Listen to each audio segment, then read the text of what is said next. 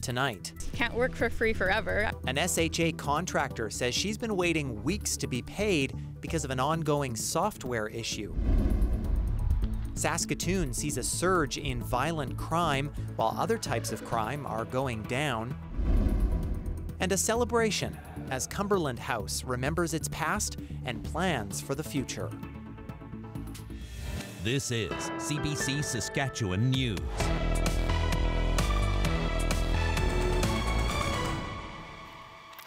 It is Tuesday, August 13th, and the CBC Saskatchewan News starts right now. I'm Ethan Williams in for Sam McKeag. Thanks for joining us tonight. A Saskatchewan woman is frustrated. She's been waiting weeks to be paid. That's because the Saskatchewan Health Authority's new payroll system is still causing issues for many of the province's healthcare workers. Alexander Kwan reports. What would you do if you've been working full-time but not getting paid? That's a question Zoe Barclay-Wright has had on her mind for 5 weeks. You're just left having to start maybe looking at other jobs because you can't work for free forever. I'm sure they'll pay us at some point, but we're not really sure when it will come through. Barclay-Wright has had a contract with the Saskatchewan Health Authority for 2 years, serving as an autism interventionist. She loves her job, the people she works with, and the people she serves. But that doesn't make this process easier. Graduated from school recently, so I'm still building up savings and still kind of working paycheck to paycheck. So when this happens, then you just kind of have to, scrape by and reduce your spending as much as you can. The SHA rolled out its new payroll and scheduling software in July. The Administrative Information Management System, or AIMS, was supposed to make things easier, but healthcare workers across the province say it's only been causing problems. QP and the Saskatchewan Union of Nurses have confirmed their members are continuing to experience paycheck delays. But Barclay-Wright doesn't belong to a union. She says no one is advocating for her. All we have is an email address for them. We don't know their names, we don't have an address, we don't know their phone number, so we don't really know who to turn to. One expert says new payroll systems are complicated. And while he says he's unfamiliar with the AIMS software, he says governments face a unique challenge when it comes to payroll management. Their processes for choosing a vendor require them to be as fiscally responsible with money as possible, which means they often will buy from, the lowest bidder, which if you've ever been involved in software, the lowest bidder is not necessarily the person who's going to deliver the product at the best possible quality. The SHA maintains the AIMS rollout continues to be a success, but that's cold comfort for Barclay-Wright, who says someone needs to be held accountable and make sure she gets paid. Alexander Kwan, CBC News, Regina. Well, the numbers are painting a violent picture in Saskatoon. In July, StatsCan gave the city one of the highest crime severity rates in the country. And this week, Saskatoon police are weighing in with numbers of their own. Dan Zakreski brings us that story. It's become a common sight this year in Saskatoon. Police cruisers and crime scene tape. The latest stats from police show the city is taking a violent turn this year. Homicides almost doubled in the first 6 months to 10 violent deaths. Robberies are up, and so are abductions. Overall, violent crime in the city has increased by 10%. But not all areas are increasing. Business break-ins, for example, are half what they were last year. And the number of cars and trucks stolen also dropped to 423, compared with almost 600 last year. Police also gave more details on the homicides so far this year. Now, there were 4 violent deaths in a 9-day span in February. Police made arrests in all 4 homicides, and they say the reasons ranged from illicit drugs to an argument to a home invasion. The stats will go to the Board of Police Commissioners on Thursday. In addition to the numbers, members will also get updates from the sex crimes, child abuse, and domestic violence units. They'll also get updated on efforts to arrest people who have warrants related to violent crimes. Dan Zakreski, CBC News, Saskatoon. Well, if you're not sure what to do with all the extra fruit and vegetables you may be harvesting this summer, the Saskatoon Food Bank and Learning Centre says it will gladly take it off your hands. The organization says some people think food banks don't accept garden produce, but that's not true, and it wants to spread the word that fresh produce is always welcome. It's also a great way to provide much-needed nutrient-rich food to its clients. We have lots of avid gardeners in the city and surrounding areas, and everybody has an abundance of zucchini, wondering what to do with their crab apples, and we take everything. Having access to that type of nutrition for the community is just such a gift. So we encourage everyone who has an abundance of vegetables, of fruit, to bring it on down to the food bank, and that'll be distributed oftentimes the same day. Hamp says the price of groceries and housing has skyrocketed, so any donated produce can make a big difference.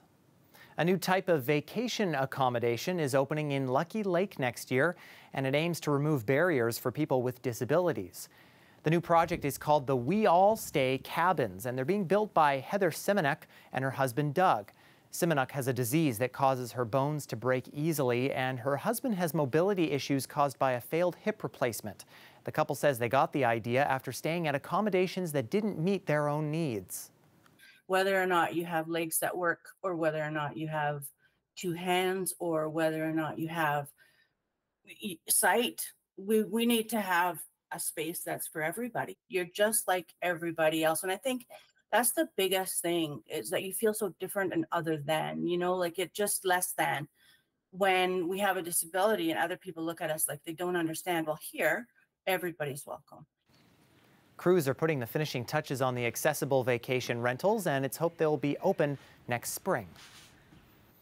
Well, the Riders are regrouping this week after their shocking Week 10 tie in Ottawa, and some key players might be returning just in time.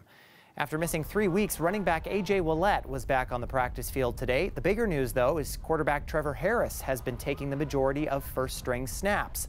He's been out since Week 3 with a knee injury, and while everything points to the veteran QB returning to the lineup this week against Montreal, head coach Corey Mace says the decision is still up in the air. I thought today he progressed better than he did yesterday. Again, we just, you know, I just want to make sure that he feels great, and make sure that when we're watching the tape that, you know, he's doing everything as far as timing wise with his guys.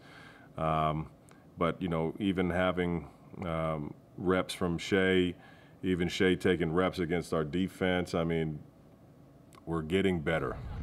The announcement on who will start for the Riders won't be made until Thursday before they face off against the Alouettes. Kickoff is at 7 o'clock at Mosaic Stadium. Well, another hot one across the province, and these horses near Nipawin are trying their best to stay cool. They might need to take cover from some storms as well. Our weather picture today, a little bit more unsettled for some of us. Tyreek Reed will bring us up to speed on today's active weather when we come back.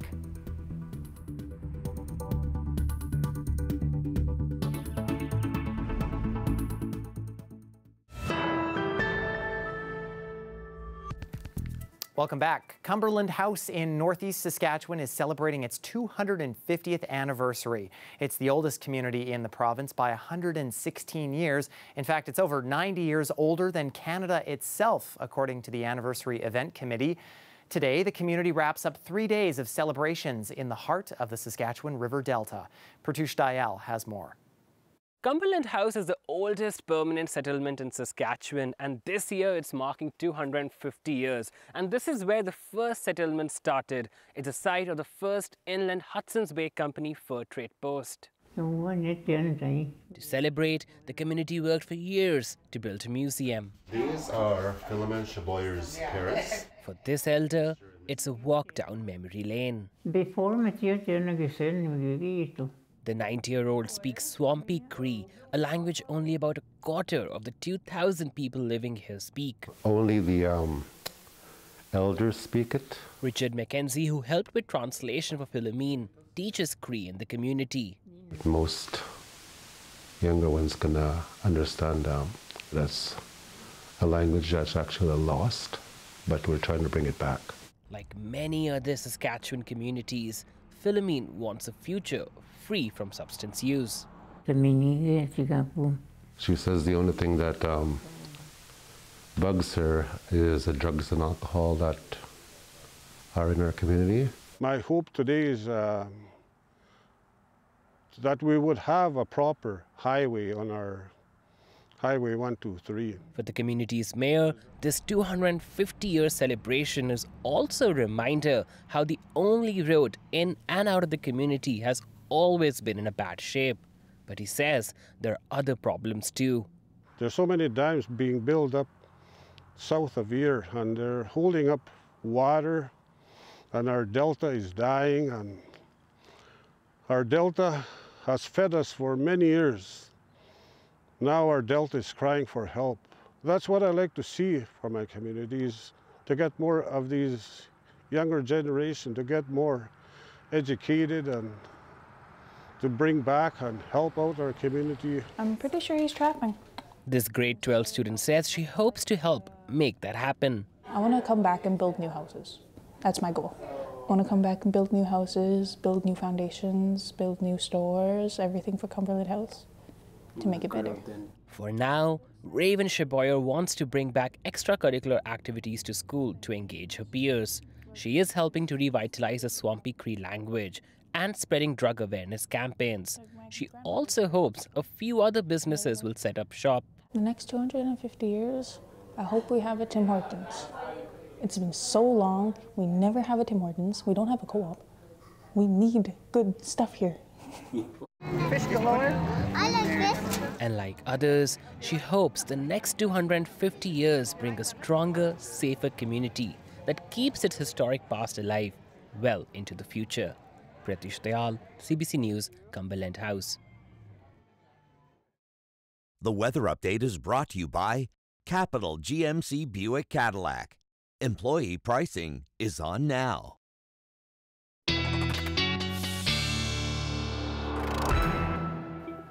And before we get to our forecast with Tyreek, some developing news right now.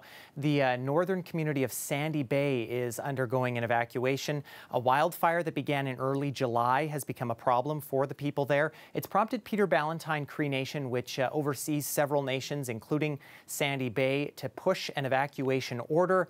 An update from the Saskatchewan Public Safety Agency this morning measured that fire at about 13,000 hectares, or about 130 square kilometers. That is about twice the size of the city of Prince Albert. And I know, Ty, that that fire causing some issues, not only the fire itself, but smoke too.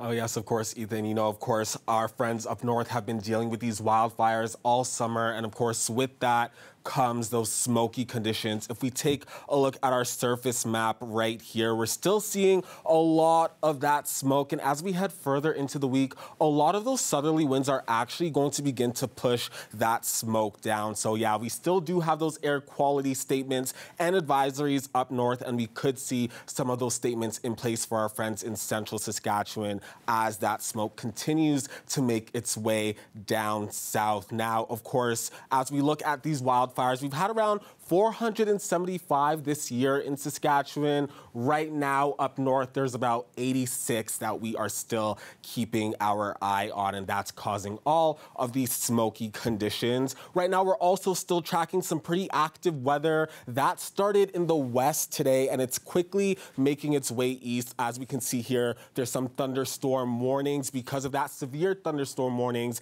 and some watches in more southern parts of the province, like right here in Regina, because of all of this thunderstorm activity. That is going to continue to make its way east into tonight. And as we head further into tonight, we also have this next cell that's making its way from south of the border. That's going to merge with this system that we are currently seeing right now. And we'll see that we'll see that head out of the province overnight into Manitoba. Now, of course, as we head into tomorrow, we're going to be looking at mostly scattered showers throughout the province, and that could bring thunderstorms along with it, and mostly a dry day on Thursday, luckily. Now we're looking at mostly severe thunderstorm watches and warnings in southern parts of the province. To the far east and into the west, we're not seeing many severe conditions, but a lot of that severe weather will mostly be in central parts of the province, like right here in Regina and up in Saskatoon as well. Now let's take a look at some temperatures.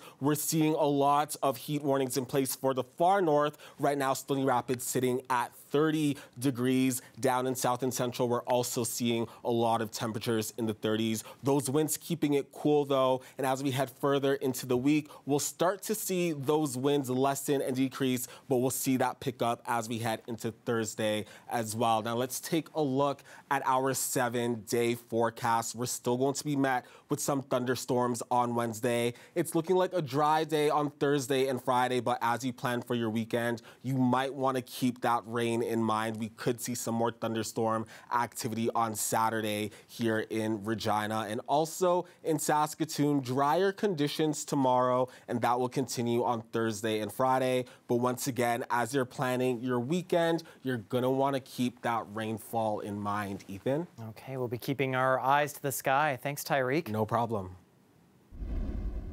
3, 2, 0.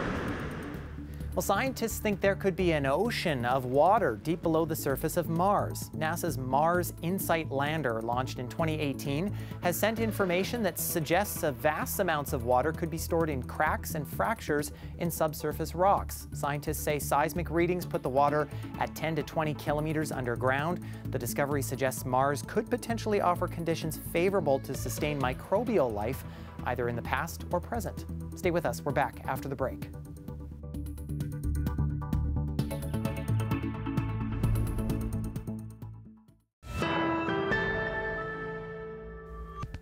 Canada's telecommunications regulator has ordered some large phone companies to give competitors access to their existing fibre internet networks for a fee.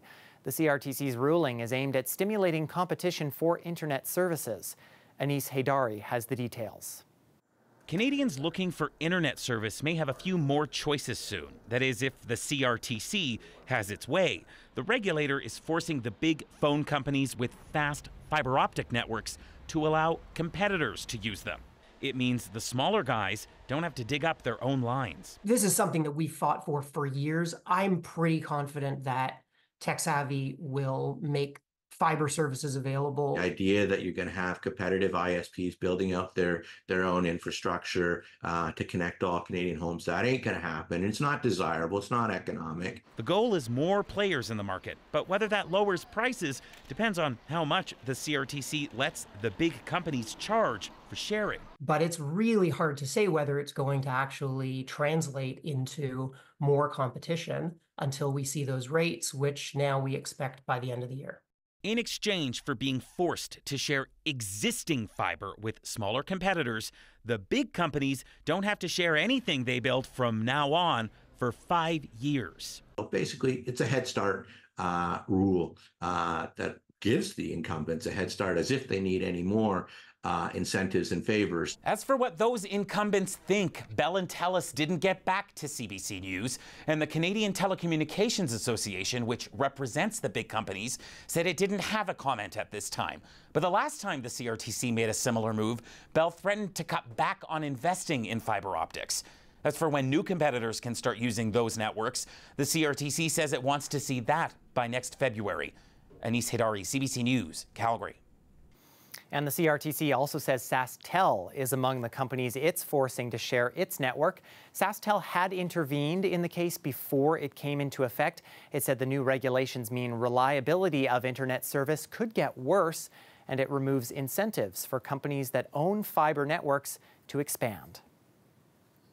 Fruit growers in British Columbia are scrambling to find places to store and package their harvests. It's due to last month's closure of cold storage units operated by the BC Tree Fruits Cooperative. The head of the Growers Association is calling on the province to step in and acquire the units. Our goal with respect to the co-op is to work with the community to provide as many of those services that the co-op provided so that there's no interruption, that people are supported. So immediately it's around access to the storage for fruit, for the packing, connecting them with private packers that are able to respond. The BC Tree Fruits Cooperative has now filed for creditor protection.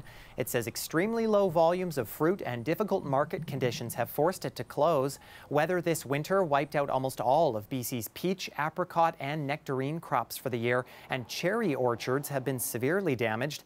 They had only just begun to recover from the heat dome in 2021 and a harsh winter in 2022.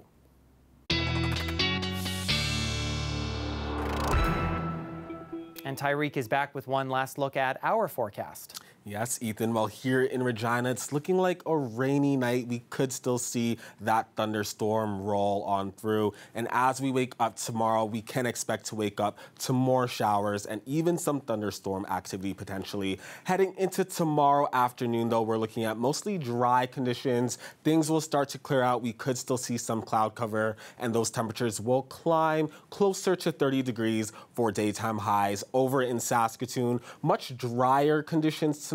Also a warm night for our friends over there. Waking up tomorrow morning, still seeing a lot of those dry conditions. And heading into tomorrow afternoon, those temperatures will climb close to 30 for daytime highs. Ethan? All right, another hot one. Thanks, Tyreek. No problem. And finally tonight, a new book series is hoping to educate kids about the role of service dogs. And a Yorkton area educational assistant is behind the adventure series. I got to go to a school, a big doggy school, where we all learned all sorts of things. Fido and I have been a team for the past 2 years, a little over 2 years, 2.5 years. So I have multiple sclerosis, and I don't mind people knowing that. I am a very open book when people ask me, why do you need him? There are times that I haven't been able to walk. There are times that I haven't been able to open up the fridge or pick up something that I've dropped off the ground or open up a cupboard. He can do all those things for me. He also does alert to me when I'm going to fall. I have a habit of falling, so he alerts and keeps me safe in so many aspects. And about a year ago, I was also diagnosed with cancer. So at that point, my oncologist asked me to, ask me what I do for a living, and I am an educational assistant, and he said, not anymore, you're not. It's too risky for you to be around so many people with going through treatment. I found myself at home stepping back, going, okay, what do I do with myself? How do I still have that educational piece? I love to educate. And I've always wanted to write a book, so I decided to write one about Fido and his adventures. And I feel like having a book out there talking about his fun adventures, but putting bits and pieces about what a service dog does through it teaches kids in a fun, educational way, but it makes it so that when our youth grow up, they will not do the things that some people that maybe aren't educated do. I've had it where I've been cornered in a store and somebody wanted to pet him, and I continually said no thank you, and they still reached out to pet him. Or people saying that you're not allowed into a business because that's a dog. It's a little bit different because somebody that needs a service dog medically is allowed to be in places. The only places that I have not taken Fido in is obviously an operating room, or when I was going through radiation, he didn't come in that room. But when I was getting my chemotherapy and everything else, he was in the room with me. So in the first book, it's the first of 20. This talks all about how he arrived here. She shows the different training programs. So the school where he's from offers 7 different areas for their service dogs, their guide dogs. I want the kids to know that they're possible, that there's things in life that might happen to them or a loved one, and they might end up needing a dog. I want them to know how to treat that person. I want them to learn that they can do absolutely anything and to know the role and the life of a service dog. And that is it for us tonight. For news anytime, you can head to cbc.ca/Sask, subscribe to the CBC Saskatchewan YouTube channel, or download the CBC News app. Thanks so much for watching. Have a great night.